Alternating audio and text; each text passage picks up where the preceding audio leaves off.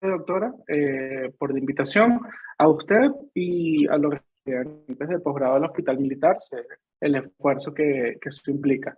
Ok, vamos a ver si me avisa, Perfecto, ¿logra ¿lo ver podemos la ver? presentación? Perfecto, lo vemos y te escuchamos Buenísimo, perfecto.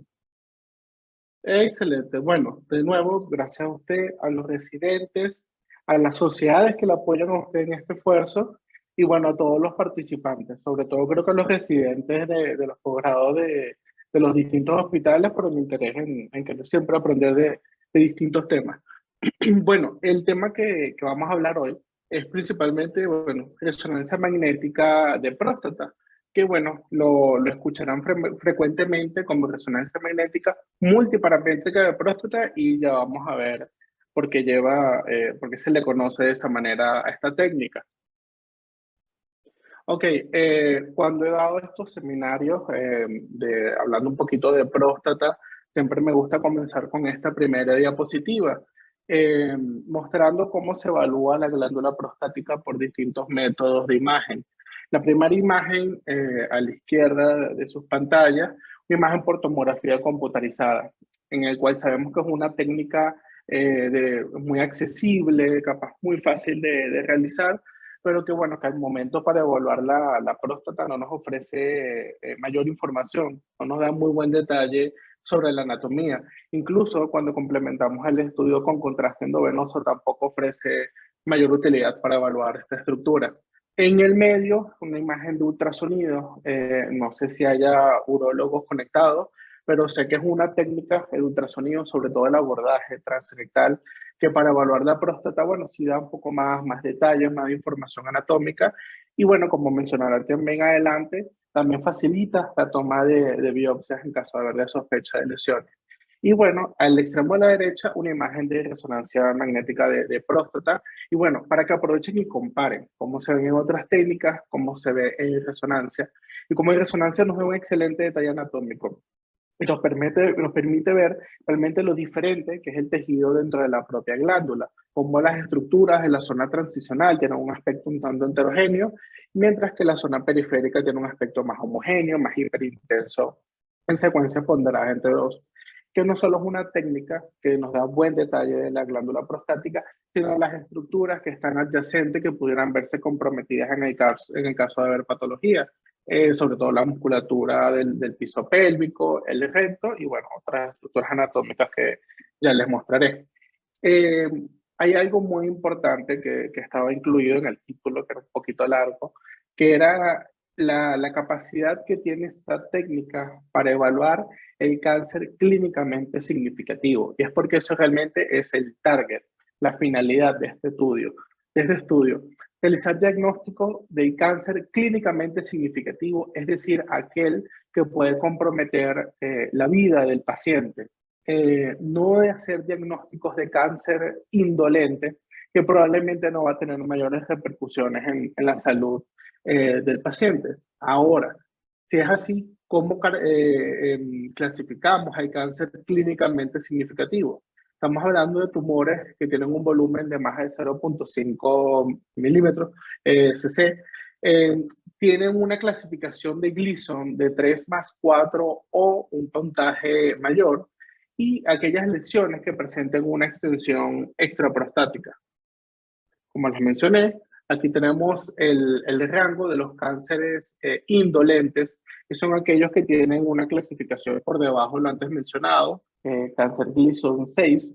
Realmente estos son pacientes que probablemente su salud no se va a ver comprometida por el diagnóstico de este tipo de lesiones, mientras que aquellos en una categoría ya mayor sí pueden tener tipos de repercusión. Y es realmente este tipo de lesiones la que queremos hacer diagnóstico. Cuando haya sospecha de este tipo de lesiones, de cáncer clínicamente significativo, es que queremos sugerir al urólogo que lleva a una biopsia al paciente, es decir, a quien verdaderamente la merita y se va a ver beneficiado de ello. De cierta manera buscando reducir el número de biopsias innecesarias, entendiendo que la toma de biopsia de la próstata es un procedimiento un poco invasivo y le puede ser bastante incómodo para el paciente. Y que bueno, como todo procedimiento invasivo puede traer sus complicaciones. Ya que más adelante vamos a hablar de la técnica, de la interpretación y cómo emitimos el reporte, qué lenguaje utilizamos.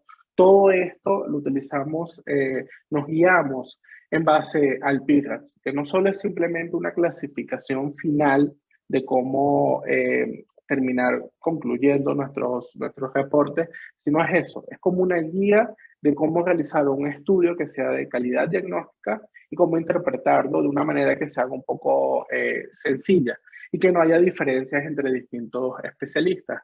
La primera versión del PIRATS fue en 2012, un trabajo originado por la Sociedad Europea de Radiología Urogenital. Actualmente el trabajo es en conjunto con el Colegio Americano de Radiología y la última actualización es la versión 2.1 del año 2019. Aquí les coloco un código QR si quieren tener acceso a la última versión.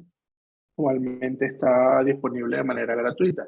Y bueno, los objetivos, lo que se busca obtener con el PIRATS son múltiples, aquí se los comparto, pero bueno, quería detenerme en mencionar primero los parámetros técnicos, o sea, qué debe cumplir nuestro estudio para hacer diagnóstico. Eso está incluido en el volumen del PIRATS.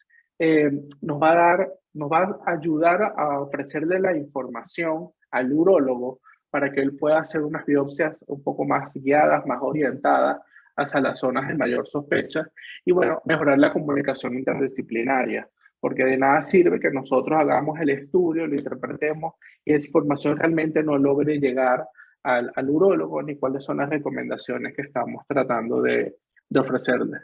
Entre ellas también, bueno, educar a radiólogos en cómo debe ser la interpretación de este estudio.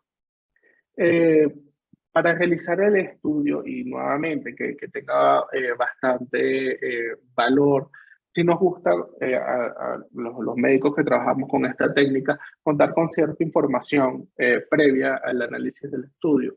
Uno muy importante es el valor del antígeno prostático, el PSA, tanto el PSA total como contar cuántos son los valores del PSA libre, poder obtener una relación libre total. No solo el último valor de PCA, sino contar con los últimos, las últimas cifras que se han obtenido y tener una idea de cómo ha sido el crecimiento de los valores que este presenta. Si el paciente ha sido sometido a biopsias previas, obviamente saber cuáles han sido el resultado de ellas, saber los resultados del examen físico del urólogo, porque probablemente estos son pacientes que ya los evaluó su especialista, ya hizo un tacto rectal y él puede tener cierta impresión sobre probables áreas de sospecha y bueno, saber cualquier tipo de terapéutica a la cual se haya sometido el paciente con respecto a lesiones del próstata. Con respecto a la preparación que necesita el paciente para obtener un estudio de valor, realmente no es mucho lo que se necesita. Probablemente el mayor, el punto donde más nos detengamos y hagamos mucho énfasis para obtener un estudio de calidad es que al momento de realizarse el estudio, el paciente debe tener una ampolla rectal vacía. Aquí en las imágenes les comparto una ampolla rectal distendida por gas a este nivel, también puede haber material fecal y cómo realmente nos gustaría que llegue el paciente al momento de realizar el estudio. Esto es importante debido a que si el paciente presenta una distensión muy acentuada de la ampolla rectal, esto va a condicionar artefactos en la secuencia de difusión. Y como les voy a mostrar más adelante, es una secuencia muy importante para la interpretación de este estudio, pero bueno, lamentablemente es muy sensible a artefactos como lo que puede producir el gas a nivel de ampolla rectal. Eh, ¿Cómo obtener una buena preparación? Bueno, el paciente puede realizarse enemas previo al estudio, en horas previas al examen. Si el paciente se sube a la máquina y en las primeras imágenes que obtenemos, ya en los propios localizadores observamos un recto distendido, bueno, a veces con la finalidad de no hacer un estudio que no le sea de calidad al paciente, se le pide que se baje de la máquina, que vaya al baño y bueno, buscar que evacúe, que expulse platos y tener realmente una preparación adecuada. También algo que puede ayudar para que no haya modificaciones de estas estructuras anatómicas durante el estudio es la administración de antiespasmódicos pero eso está debatido. Eso yo creo que depende de cada institución y ver cómo les va mejor a ellos para obtener una buena preparación. Si el paciente se sometió a una biopsia prostática previa a la realización de este estudio, puede quedar como restos de hemorragia todavía en la próstata. Esto puede dificultar un poco su interpretación. No es una contraindicación total para la realización de este estudio si el paciente tiene una biopsia previa, pero sí lo ideal es dejar que pase un tiempo. Aproximadamente 6 semanas deberán ser suficientes para que estos cambios ya logren resolverse y, bueno, no comprometer la interpretación del estudio. Pero sí, la sangre puede afectar un poco si la biopsia es muy reciente. Y bueno, algo que ya por suerte, por lo menos no es utilizado de manera tan frecuente hoy en día, en la institución donde yo trabajo, no realizamos los estudios con una antena endorrectal, como era antes realizado esta técnica. ¿Por qué? Porque, bueno, aunque cierta literatura describe que la presencia de una antena endorrectal puede ofrecer un estudio de mayor detalle, la realidad es que hace un estudio ya mucho más incómodo para el paciente. Y bueno, probablemente no se preste a realizarse esta técnica. Ya hoy en día realmente no es necesario. Con simplemente antenas de superficie a nivel pélvica podemos obtener estudios de calidad. Eh, También porque no solo es incómodo para el paciente, pero sino como podemos ver en las imágenes, al realizar un efecto de masa, distorsiona la anatomía de la zona. La misma glándula prostática la modifica un poco anatómicamente y bueno, esto es algo que no es ideal. Pero como les mencioné, el estudio actual no merita este tipo de antenas, simplemente con antenas de superficie, bueno, únicamente la región anatómica a estudiar siendo rodeada por la antena. ¿Qué secuencias son las que nos recomienda el PIRATS realizar para esta técnica? Porque así como buscamos utilizar secuencias que nos ofrezcan valor para realizar el diagnóstico de las lesiones clínicamente significativas, tampoco la idea es hacer secuencias extras que quiten más tiempo en máquina al paciente, sobre todo porque sabemos que mientras más tiempo dura el paciente en el resonador, probablemente menos sea lo que nos colabore, se presta a moverse más y bueno, no tolere tanto la realización del estudio. Entonces, ellos nos dicen realmente qué secuencias son las que debemos utilizar. Vamos a utilizar secuencias anatómicas y secuencias funcionales. Entendiendo por secuencias anatómicas, principalmente las ponderadas en T2, en los tres planos, axial, coronal y sagital, son como hasta los momentos les he mostrado, las que nos ofrecen un buen detalle anatómico para estudiar la próstata. Utilizamos una secuencia T1 en axial, a veces escrita también en coronal, para evaluar sobre todo las estructuras adyacentes, evaluar el resto de la pelvis, evaluar las estructuras óseas para ver si hay alguna enfermedad secundaria a nivel de la región que estamos estudiando. Y bueno, las secuencias funcionales, la difusión con su ADC y las secuencias dinámicas con contraste, ¿ok?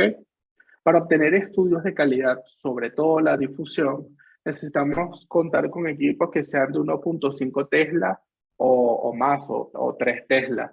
Equipos con menor teslaje, como lo pueden ser muchos equipos abiertos, no nos van a ofrecer secuencias de difusión con adecuados valores B para poder estudiar de manera adecuada al paciente.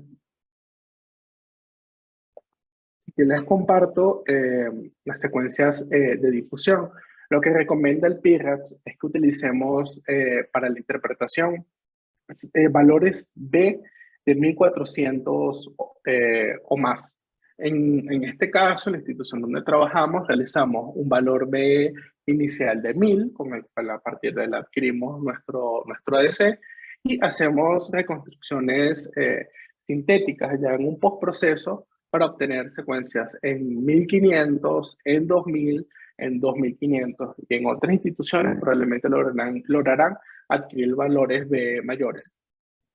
Fíjense como a medida que vamos elevando, usando mayores valor B para su interpretación, se hace más evidente la lesión que presenta restricción de difusión. Fíjense comparando el valor B de 1000 con el 2500, como se hace una interpretación un poco más sencilla. Obviamente, si estamos adquiriendo difusión, es muy importante el ADC. Actualmente lo que recomienda la última actualización del PIRATS es que la manera en que vamos a interpretar el ADC se mantiene de manera cualitativa. Es decir, vamos a buscar que lo que está restringiendo en difusión, que se ve hiperintenso en difusión, se ve hipointenso en el ADC, como en otras estructuras anatómicas cuando hacemos este tipo de interpretación similar. Actualmente no hay nada, nada asegurado con respecto a los valores cuantitativos de la ADC. Nosotros en nuestra práctica diaria, ya que contamos con la herramienta, le medimos, colocamos un rollo en la lesión de sospecha y medimos los valores de ADC para tener una idea de en qué rango se encuentra, en qué tanto de sospecha, pero la realidad es que el PIRATS ni siquiera menciona unos valores, unos rangos normales en el caso de la resonancia de próstata. Pero bueno, estamos en la versión 2.1, probablemente vengan actualizaciones dentro de poco y bueno, hay que estar atento para ver si probablemente el valor de AS sea incluido en futuras interpretaciones de este estudio, pero por el momento no juega un papel importante. Con respecto al contraste, no es simplemente adquirir secuencias pre y post contraste. Para la evaluación ideal de la resonancia de próstata, necesitamos que esta sea una secuencia dinámica, es decir, que veamos cómo de manera gradual va a haber una captación del contraste por medio de la glándula prostática, ya que la lesión de sospecha va a tener un realce precoz en comparación con el resto de la glándula, como es la lesión del medio, que hay una captación en la glándula prostática del lado derecho, mientras que el resto de la próstata no ha captado. Y con respecto a las curvas de captación, al igual que la ADC, de momento no juegan un papel. Nosotros en los software que utilizamos para la interpretación del estudio, contamos con curvas, pero bueno, las vemos, las podemos analizar. Para el momento de emitir un diagnóstico definitivo, hay que reservarse de no guiarse únicamente por este tipo de hallazgos para categorizarlo. Y bueno, como les mencioné, todavía se vienen actualizaciones en volúmenes previos del PIRATS. Se hablaba de la posible utilización de espectroscopía. Puede que en un futuro haya espectroscopía nuevamente para próstata o que esta tenga una relevancia en el día a día. Al igual con los estudios funcionales como los mapeos en T1, en otras estructuras anatómicas juega un valor importante como en la evaluación del miocardio por resonancia, pero bueno, de momento nos mantenemos expectantes a ver qué futuras actualizaciones nos puede traer el PIRATS y incorporar en nuestros protocolos de estudio este otro tipo de secuencias. Con respecto a los planos, les había mencionado, en T2 utilizamos los tres planos, plano sagital, axial y coronal. Esto nos permite obtener valores bastante cercanos a la realidad de cuánto es el volumen aproximado de la glándula prostática. Si contamos, como también les dije, que nos gusta tener el valor del PSA, y es porque si contamos con el último valor del PSA del paciente y podemos calcular el volumen prostático, esto a su vez nos permite calcular la densidad del antígeno, un valor que también los urólogos le dan bastante valor para saber qué tanta es el grado de sospecha verdadero por una elevación del antígeno prostático, ¿ok? Una herramienta excelente que nos da el PIRATS, que incluso se encuentra dentro de la última actualización del último volumen, es el mapa sectorial de la próstata, ofreciéndonos 41 sectores. Esto nos va a permitir que cuando nosotros hacemos la evaluación del estudio y localizamos nuestra lesión de sospecha o las lesiones de sospecha en caso de haber múltiples lesiones, nosotros en este mapa lo podemos hacer de manera física, lo podemos hacer de manera digital, tratamos de ubicarle a qué altura de la lesión, a qué altura de la glándula se encuentra la lesión. Es decir, si es derecha, izquierda, si está en base, porción media o en apex, si es zona periférica o zona transicional, si compromete el esfínter externo de la uretra, las vesículas seminales, bueno, en todas estas regiones anatómicas que al urólogo le puede servir. ¿Y por qué esto es de importancia? Porque en caso de que el paciente tenga valor alto de PSA, observemos una lesión clínicamente significativa y coloquemos un PIRATS, como les voy a mostrar más adelante, que sugiera la toma de biopsia, ya por lo menos al colocarles nosotros en el mapa sectorial en dónde se encuentra la lesión, él puede hacer una biopsia, si está guiado por ultrasonido transrectal, un poco más orientada a la lesión e incluso tratar de buscar hallazgos que puedan correlacionarse con lo que nosotros observamos, como es este ejemplo. Nosotros le mostramos la lesión a nivel de la resonancia, se lo representamos en el mapa sectorial y él puede irse un poco más orientado. Igualmente, esto es una enfermedad que es multifocal, puede haber múltiples focos de lesión, pero bueno, queremos orientarlo a donde puede estar la lesión clínicamente significativa, ya que les mencioné que puede ser de un Gleason 7 o más. Esto es lo que está descrito como una biopsia cognitiva. Nosotros le decimos en dónde está la lesión y él trata de orientarse a esta zona anatómica mediante él está realizando su ultrasonido.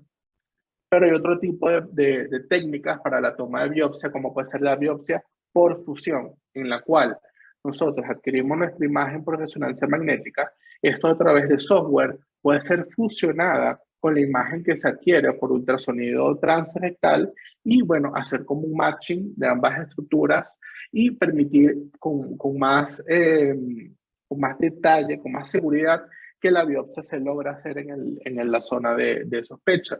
Esto también es una técnica que tiene bastante valor porque, bueno, también permite un abordaje transperineal y no transrectal, disminuyendo el tipo de complicaciones que puede presentar el paciente. Y bueno, también permitiendo el acceso a zonas que sean un poco más difíciles, lograr biopsiar por una biopsia transrectal convencional, como lo puede ser el ápex, zonas muy anteriores en la próstata. Y bueno, algo que también está descrito, yo personalmente no tengo experiencia con la técnica, pero es importante que sepa que existe, es la toma de biopsia directamente por la máquina de resonancia magnética. Si se cuenta con este equipo, bueno, se puede no solo adquirir las imágenes diagnósticas, sino al ubicar la lesión de sospecha, que con la misma máquina incorporada con el equipo de biopsia, bueno, tomar la muestra en este mismo equipo.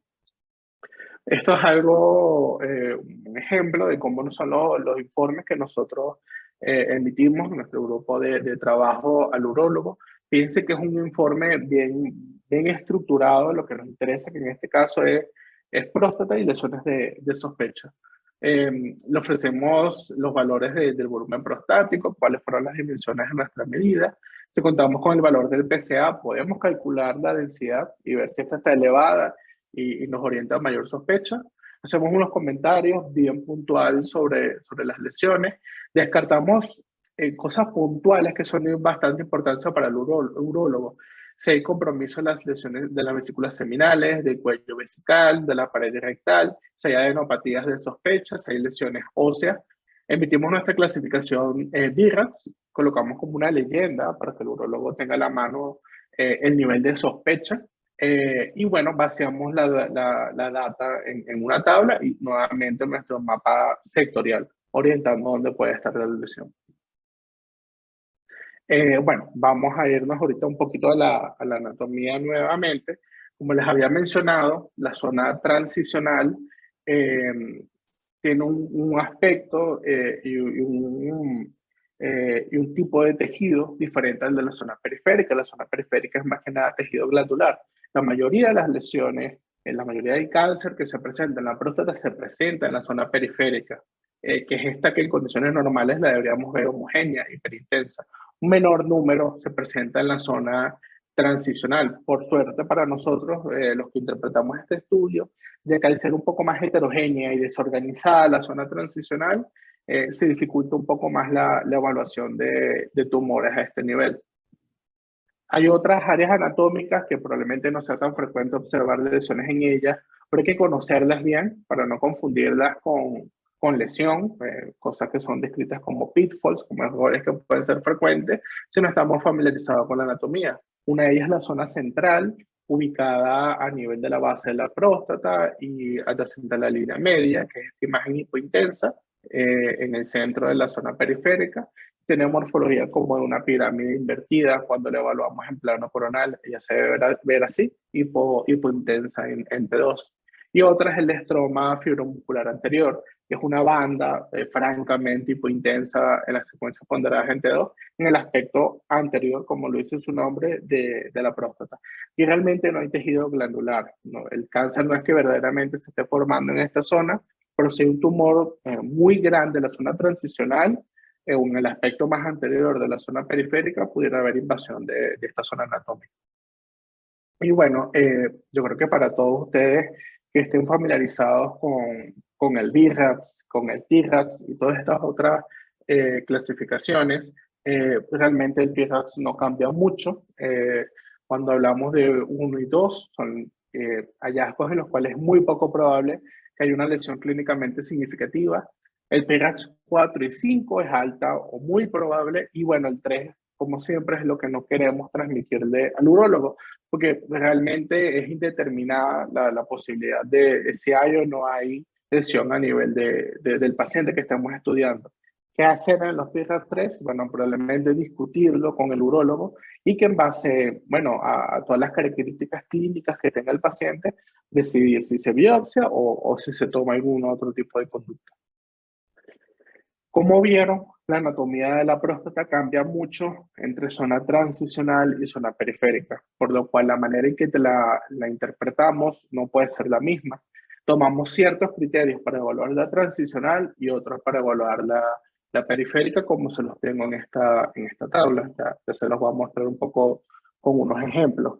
Un paciente PIRATS 1, nuevamente una anatomía normal. Vemos que este es el aspecto que queremos ver en la zona periférica, que se vea blanca, que se vea hiperintensa, sin ningún tipo de lesiones nodulares en este nivel. Obviamente la difusión no va a haber ningún tipo de restricción ni hipointensidad de señal en el ADC. ¿Cuáles son las lesiones que categorizamos normalmente como PIRATS 2, que son muchas cuando volamos próstata? Las imágenes que tienen aspecto fibrótico, cicatricial, que se ven como bandas hipointensas. Esto es muy frecuente porque muchos de los pacientes que evaluamos tienen antecedentes de prostatitis, y esto dejan cambios fibróticos en la glándula, que son como lo podemos ver en este ejemplo. Vemos como unas líneas hipointensas en la periferia de la glándula. Ya por morfología, cuando uno le ve esa imagen en banda o en puya, ya uno sabe que probablemente se trate de un paciente con antecedente de una prostatitis. Realmente la difusión y el ADC no vemos tampoco nada que nos cause sospecha. ¿Cuáles son las lesiones fija 3 que no queremos ver? Lesiones poquito difusas. Ya esto no tiene forma de banda, ya es como una imagen nodular, pero mal definida. La difusión no es una restricción clara. Y bueno, el ADC tampoco nos da mucha seguridad. ¿Qué hacer con estas lesiones que no están muy claro? Ahí es cuando juega un papel importante el contraste. ¿Por qué? Cuando nosotros evaluamos la zona periférica, la secuencia dominante, la que predomina es la difusión. Ella es la que va dictando si la lesión que vemos, qué piezas le vamos a colocar. Si la difusión en zona periférica no nos deja claro cómo categorizarla, allí es cuando juega un papel la secuencia dinámica con contraste.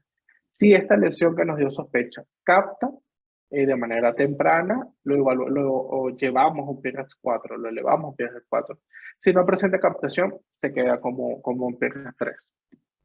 En este otro caso, una lesión ya es una imagen nodular hipointensa, bien definida. Pero como les acabo de mencionar, por más de que la imagen sea muy característica de sospecha en el T2, la secuencia que domina en la zona periférica es la difusión. Entonces vemos como esa lesión que nos dio sospecha en el T2 restringe la difusión y restringe de una manera marcada en esta difusión con un valor B alto, que esta probablemente sea un 2500. Y vemos cómo esto se traduce en el ADC. Vemos cómo esto es, así como fue francamente hiperintenso en la difusión, francamente hiperintenso en el ADC.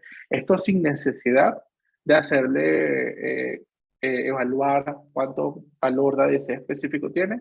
Ya esto de manera cualitativa lo podemos categorizar como una lesión de alto riesgo de PIRADS 4. Cuando una lesión es francamente maligna en la difusión, no es necesario ni siquiera que tomemos en cuenta la captación de la lesión. Ya al comportarse de esta manera en difusión, lo categorizamos como PIRADS 4. ¿Y cuáles son las lesiones que son PIRADS 5? Las que tienen el mismo comportamiento que un PIRADS 4, pero que tienen un tamaño mayor a 1.5 centímetros, como es esta lesión en la zona periférica derecha, que vemos que prácticamente abarca la totalidad de la zona periférica de este lado. Nuevamente, no me quedo nada más con la hipointensidad en el T2, que veo que también hay una hipointensidad difusa del lado contralateral que pudiera ser por prostatitis también, sino que me quedo en la secuencia dominante, que es la difusión, y veo que toda la lesión restringe. Vemos como la lesión de la derecha restringe y el tejido difuso de la izquierda no. Y en el ADC confirmo lo que vi en la difusión y veo que este es francamente hipointenso en el ADC. No solo las lesiones que presenten tamaño más de 1.5 centímetros son las que vamos a categorizar en PIRADS 5, sino que también las lesiones de sospecha que presenten una extensión extraprostática, es decir, que ellas van más allá de la próstata y que pudieran comprometer estructuras vecinas. En este caso vemos una lesión de sospecha en la zona periférica derecha, es hipointensa en el T2, y podemos ver cómo en la secuencia anatómica parte de la lesión pareciera extenderse más allá de la próstata. Vemos en la difusión, la lesión restringe, no nos queda tan claro la extensión extraprostática, pero cuando vemos el ADC, vemos como claramente hay parte de la lesión que está extendiéndose más allá de la cápsula prostática. Probablemente haya una extensión extraprostática y esto ya lo hace de alto riesgo, un PIRADS 5. Saliendo de la zona periférica, que es la más fácil de evaluar, y por suerte es donde va a haber la mayor cantidad de lesiones clínicamente significativas, vamos a pasar a la zona transicional, en donde probablemente hay que tener un poco más de experiencia. ¿Por qué? Porque la zona transicional, ese tejido heterogéneo, es debido a que ella es la zona que se va afectada por las hiperplasias prostáticas. Es decir, cuando nosotros en ultrasonido o en tomografía vemos una próstata bastante voluminosa, probablemente es porque la zona que está comprometida es la zona transicional. La zona periférica no se ve afectada por la hiperplasia prostática. ¿Cómo vamos a ver estos cambios de hiperplasia en la glándula? Vamos a ver como la presencia de múltiples nódulos hiperplásicos. Ellos se van a ver con una intensidad de señal un poco heterogénea y con una cápsula definida, como es este caso. Esto es un nódulo típico. Estos se categorizan como PIRADS 1, ni siquiera van a PIRADS 2. Cuando lo llevamos a PIRADS 2, cuando estos nódulos son atípicos. ¿Qué hace que un nódulo sea atípico? Bueno, probablemente que esa cápsula definida en toda su extensión sea de manera discontinua, como lo vemos en este caso. Vemos un nódulo que no podemos como que cerrar el círculo completo de su cápsula. Esto probablemente lo hace ya un nódulo atípico. También mencionar de que si en la zona periférica la secuencia que predomina es la difusión, en la zona transicional la interpretación es distinta. La secuencia que va a dominar va a ser la anatómica, el T2, ¿ok? Cuando son lesiones indeterminadas en PIRADS 3, lesiones como por ejemplo nódulos atípicos, como este, un nódulo que es francamente hipointenso, no es tan heterogéneo como los anteriores, y que bueno, pueden presentar discreta restricción en la difusión e hipointensidad en el ADC. Ya las lesiones PIRADS 4, las que son de un comportamiento más característicamente maligno, son ellas que no tienen morfología nodular. A veces se describen como si fuese un manchón. En este caso vemos una lesión que no tiene esa morfología nodular de las imágenes antes mencionadas, sino que es una imagen más bien como de morfología lenticular. Vemos que ella es francamente hipointensa en el ADC y esa hipointensidad en el ADC es lo que nos puede orientar a la malignidad. Ella no solo es hipointensa en el ADC, sino para confirmar los hallazgos, vemos que en la difusión tiene una restricción de la difusión y una hipointensidad en el ADC. Fíjense que en la zona transicional no les he mencionado la secuencia con contraste y es porque la zona transicional no juega un papel. Y esto es debido a que mucho de este tejido hiperplástico a veces restringe de manera temprana, de manera normal. Entonces no nos podemos guiar por el contraste. El contraste solo nos sirve cuando interpretemos la zona periférica. Y bueno, al igual que en la zona periférica, los PIRAT-5 de zona transicional son de aquellas lesiones que son de más de 1,5 centímetros o que presentan una extensión extraprostática. En este caso vemos una lesión bastante voluminosa que prácticamente abarca la totalidad de la zona transicional derecha. La ventaja de interpretar este estudio guiándose por el PIGATS es porque, bueno, dependiendo de dónde esté la lesión, cómo sea el comportamiento en las distintas secuencias, bueno, podemos saber el grado de sospecha que ellas presenten.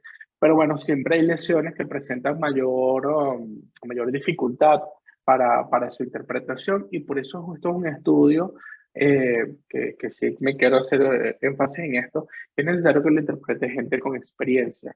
En mi caso, yo los casos los veo en conjunto con un grupo de doctores, doctores que tienen años viendo este tipo de estudios.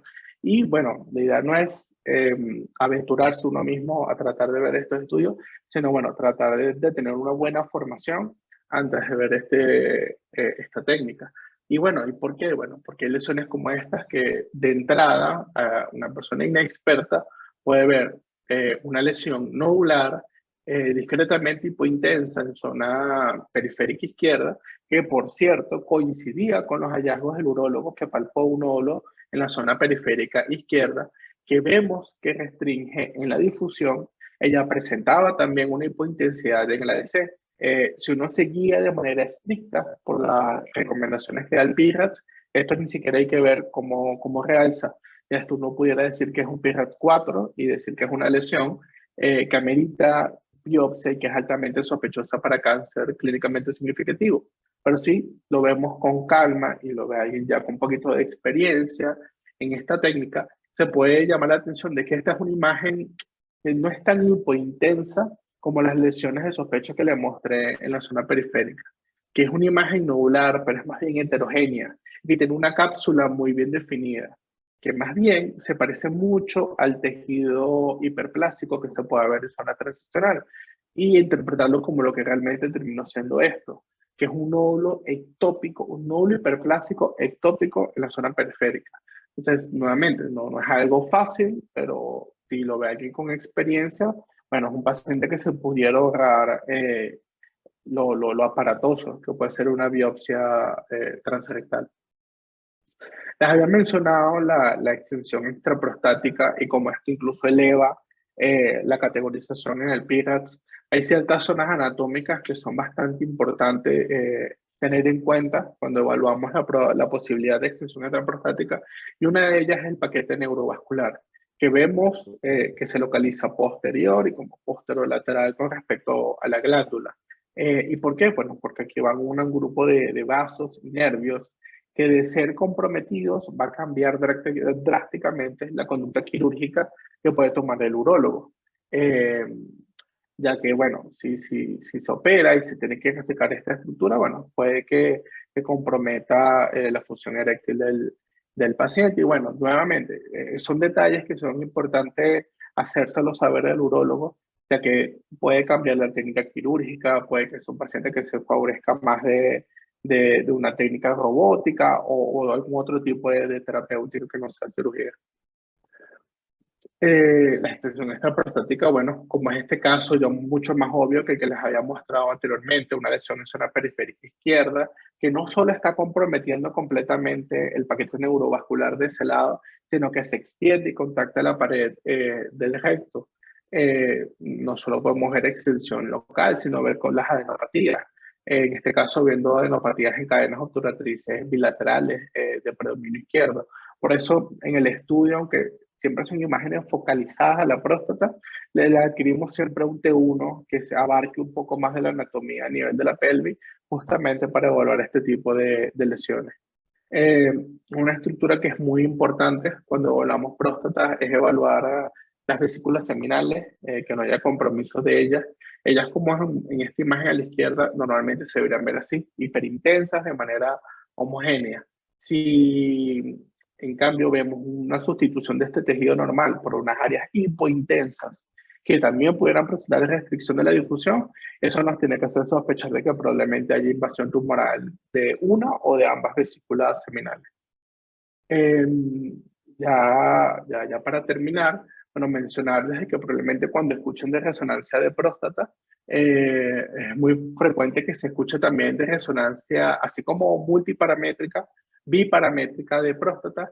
¿Y qué implica esto? Simplemente la realización de un estudio sin la administración del contraste. Como vieron en los ejemplos que les mostré, el contraste realmente no juega un papel cuando evaluamos la zona transicional, y en la zona periférica solo realmente tiene importancia en las lesiones PIRA3 para ver si realza o no y elevar esta lesión a un PIRA4. Pero en el resto de la interpretación del estudio realmente no tiene importancia. Por eso hay varias publicaciones que hablan sobre la posibilidad de hacer el estudio sin contraste endovenoso. Esto obviamente reduce el tiempo del examen y reduce costos porque obviamente no se tiene que inyectar el contraste. Pero bueno, esto todavía se presta para debate. No hay nada definitivo con esto, pero bueno, nuevamente hay que esperar a futuras actualizaciones del PIRATS para saber qué papel termina jugando esta técnica. Nuevamente les hago énfasis en lo que les mencioné antes. Esta es una técnica que yo creo que si uno se sigue por el PIRATS es como fácil comenzar a analizar este estudio porque yo creo que está bien descrito los pasos que hay que seguir para su interpretación. Pero bueno, lo ideal es que por lo menos uno en un principio se lo tienda a hacer de manera acompañada con gente con experiencia. Yo cuento con la suerte de contar con especialistas que realmente tienen años de experiencia en esta técnica, al punto así de que en nuestra institución, en la Policlínica Metropolitana, se ha publicado un ebook, ¿no? Un libro virtual, como para hacer un abordaje didáctico e inicial de este estudio. Normalmente les comparto un código QR si quieren descargarlo por la tienda virtual de Apple. Y bueno, nuevamente muchas gracias por la invitación para la charla. Gracias.